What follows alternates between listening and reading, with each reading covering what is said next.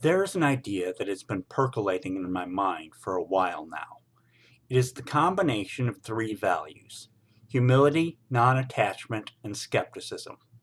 For lack of a better phrase, I call it intentional uncertainty. Humility teaches me that my knowledge is very limited. Of all the information and ideas that the human race has ever conceived, only a very small portion of it will fit into my head. And compared to all the things that none of us know or even imagine yet, I have an even smaller share. For me, this is a very humbling realization. Compounded with this is the notion that what I think I know may not accurately reflect what constitutes the history, regulation, and progress of our lives and the universe in which we live. An awareness of these limitations is part of why I choose to be intentionally uncertain. Non-attachment is not a particularly prevalent virtue in my culture. What I know of it is mostly from reading rather than seeing it practiced. As I understand, it is avoiding loving material things and even the perception of material things. I extend this slightly to include my ideas about eternal things.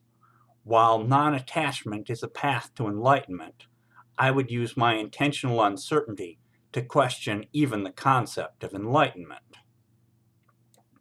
Skepticism is a fairly modern value which I try to embrace. It is the notion that new ideas should be regarded with caution until they have been backed up by evidence. But the evidence that some people find compelling is often not so for others. Where skepticism generally focuses outward, it is important to focus inward as well. That is where intentional uncertainty becomes helpful to me. To demonstrate things to others, I must put aside, at least to some degree, what I consider valid evidence and discover what they do.